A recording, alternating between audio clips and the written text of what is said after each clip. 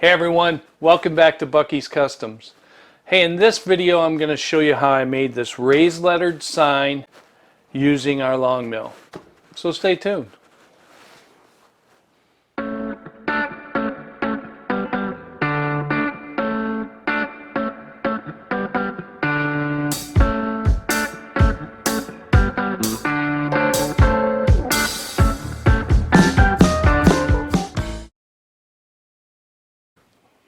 Hey everyone, before we get started with the project, I just have to say thank you to this week's sponsor, CNC Labs, the makers of the LongMill benchtop CNC, just like the one we use here in the shop every week.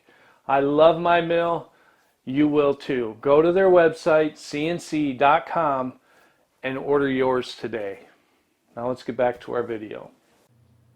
Okay, we're going to get this project started by joining one edge on a piece of pine that I had left over from a previous project, and we're going to take it over to the table saw and cut it to width, which is 12 inches.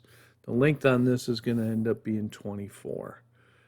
Once we get this thing sized, we're going to take it to the Laguna 1632 drum sander and get it one side flat.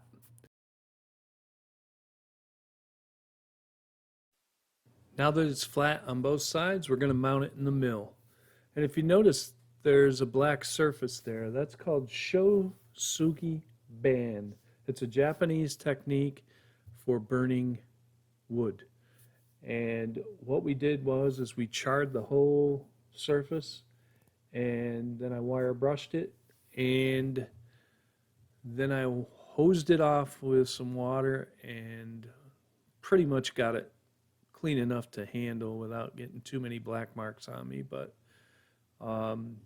it does get messy if you have to handle the project. And what we're going to do is we're putting a border on this, so that's why I'm using the clamps and holding it down, because we're going to be taking quite a bit of material out in the center in order to leave the lettering. So pretty interesting way of doing this. I'm hoping it comes out okay. We'll see what happens. Okay, let's try creating this sign. And we're going to go to easel, and we're going to do a new project. First thing I like to do is I like to set my material. It's going to be 24 by 12. And we don't want tiling, so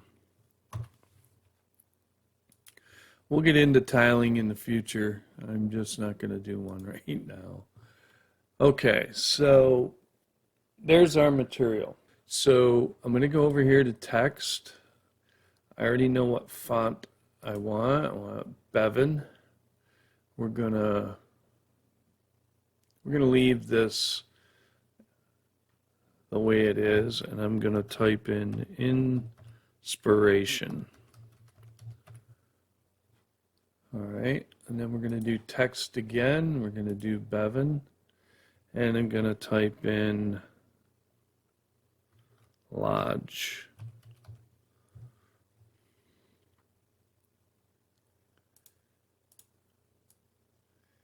Okay, so now we have Inspiration Lodge is all set to go.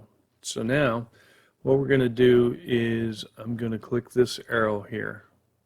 And what that's going to do is that's going to hide this and give me full screen so that I can bring my workpiece over. You can see how large it is. We definitely want the letters to be bigger. So what I'm going to do is stretch them out. And don't want them huge like that, but you know, let's see what our shapes are coming out at. I really want it to be like 22 if I can get it that size. And then, yeah, that'll work. And then I want maybe 10. What will it do in this case? Let's see what it does. Very nice. I like that. Oh, there we go. That's kind of large.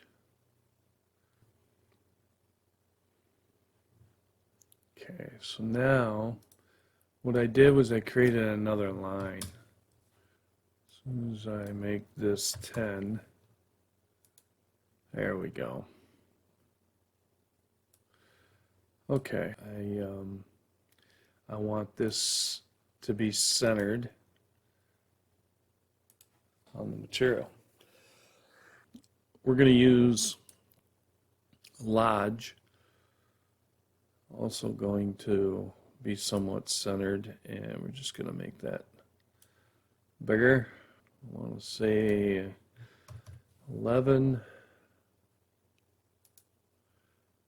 by, what do we got here, 6 maybe? I want to make this just a little bit taller. Okay, so that looks good. Now, what we want to do is we want to go over here to a square, and I want to make this square 23 1/4 by 11 1/4.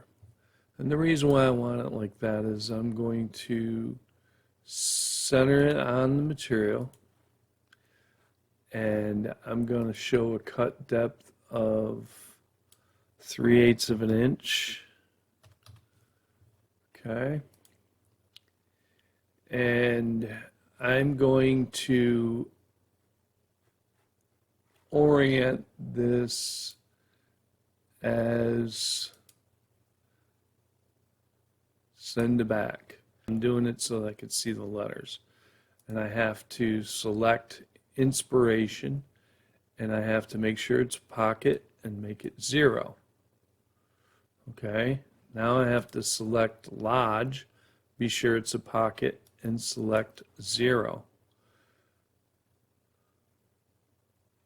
Now you notice Lodge isn't centered. Should be over here on 12 to center.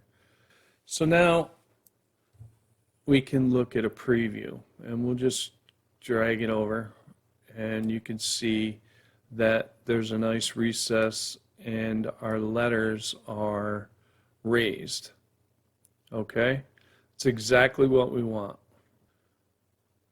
This bit's going to be 3/4 of an inch. This is going to be our roughing bit. So 875 for a roughing bit, and our detail bit is going to be the 1/8 inch end mill. Okay, which is right here.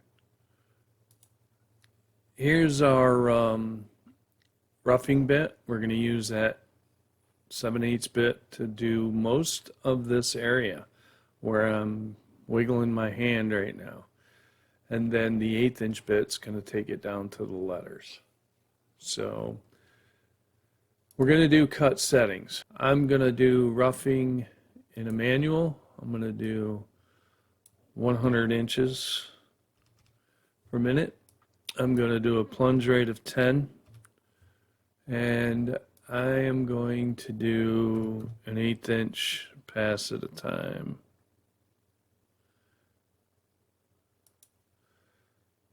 We're going to do an offset. I want to go in circles.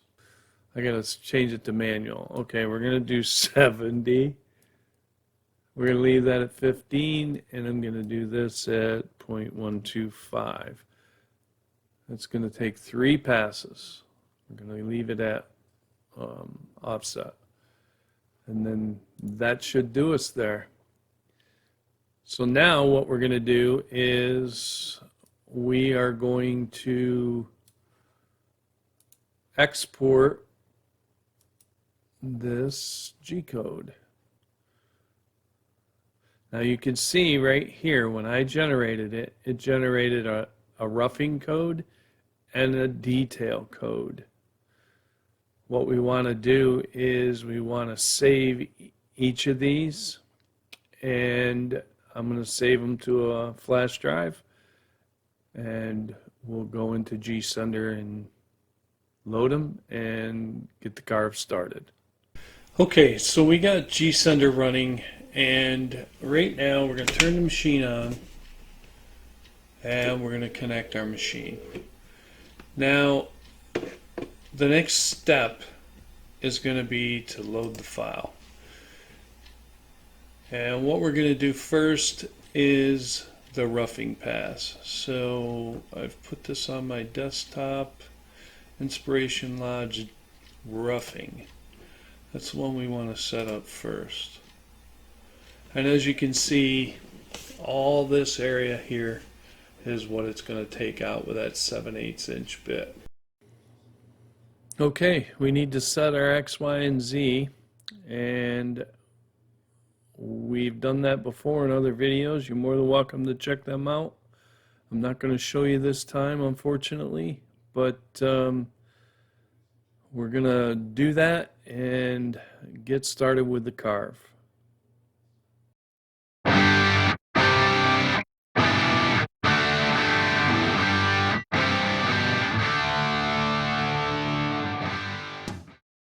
Okay, we did a tool change from the roughing tool to the finishing tool, and we're going to do a Z probe and get back to carving.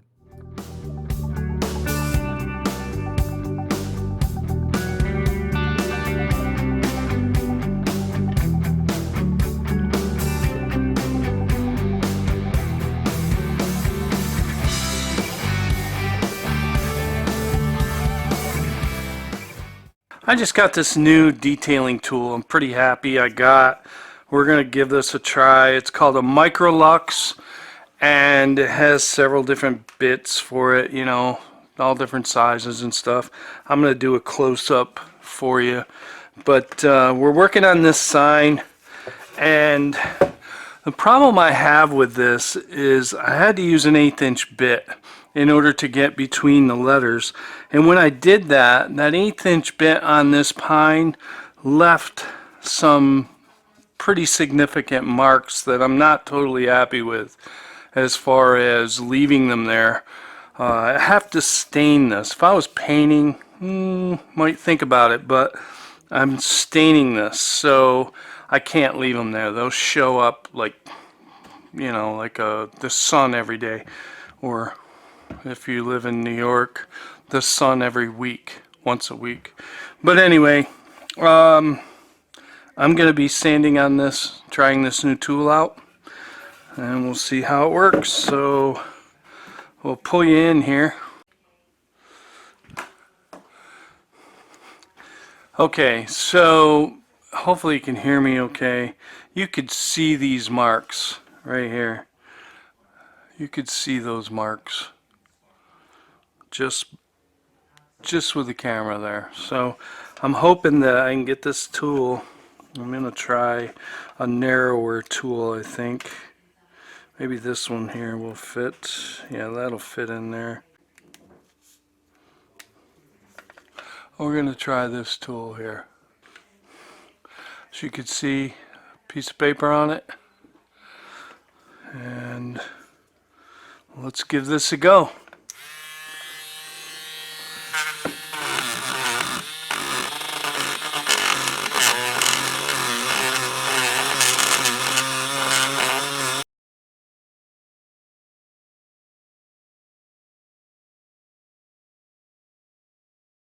Very pleased with that.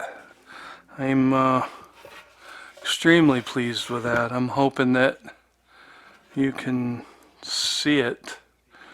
Like, figure out where we were here. I apologize for that. Right there. You can see that spot right there had all those marks on it, and now they're gone. Right there. That came out really well. I just got to get in between these letters right there. Hey, we're just going to keep working at this. I really think that with a combination of these bits and maybe trimming them a little bit with a knife to be able to fit into some of these areas, I think it's really going to work well. And this it goes back and forth. It doesn't go in a circle, it goes back and forth, and I kind of like that. So we'll keep going at this, and hopefully we get this sign cleaned up and we'll get her stained.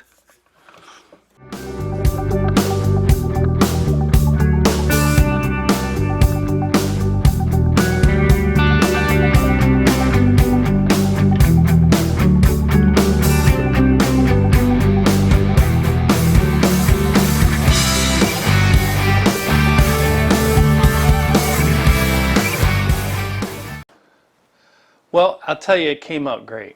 I'm very pleased with this. Yes, it took me a little bit longer to do. I had to buy a special Dremel tool, oscillating tool. I'll probably do a review on that at some point down the road, but because I really liked it. It did what I wanted it to do, and that was get in between these letters and take the tool marks out. Now, the tool marks were there because I screwed up. I used a downcut bit which doesn't have a continuous flat bottom.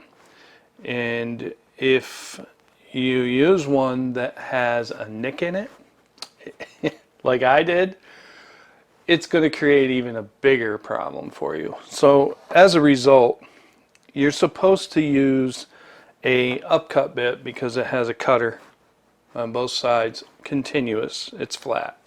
And you're supposed to be able to have your LongMill trimmed so that it's perpendicular to your work surface. If it's not perpendicular to your work surface, you're gonna leave marks. And a lot of that can be because maybe your mill isn't off, maybe it's your wood. And I think that's part of the reason in this case, because I'm using a piece of pine, and you know, it's got kind of a little twist to it, but not bad. I'm wondering if maybe a lot of my issue wasn't because of that, as well as using a downcut bit. But other than that, I'm very happy with it. It was a stain that matches the pavilion that it's going to hang in. And they call it Inspiration Lodge. And you know what? Inspiration Lodge heck, it could be my little LongMill corner here, because I am totally inspired to make projects while I have this mill in my shop. I can't thank CNC Labs enough for allowing me to be a part of this wonderful journey that they're on. This LongMill has been flawless for me. Yes, I have made mistakes. That all goes with the learning process. So, you know, if you want to take a look at this LongMill, there's a link in the description below. Click on that link and go to their website and check this machine out. And if you just happen to buy something there, I'll get a little kickback, help support this channel, and I really appreciate that. So if you like this video, please click that like button. If you haven't subscribed to my channel and you like what I'm doing here in the shop and the projects that I'm producing, please subscribe to my channel. And if you want to get notified when I post again, just click on that little bell icon, and YouTube does a fantastic thing. It will notify you when I post a video. Pretty cool, huh? Well, that does it for now, folks. I really hope you enjoyed it. So until next time, be safe out there.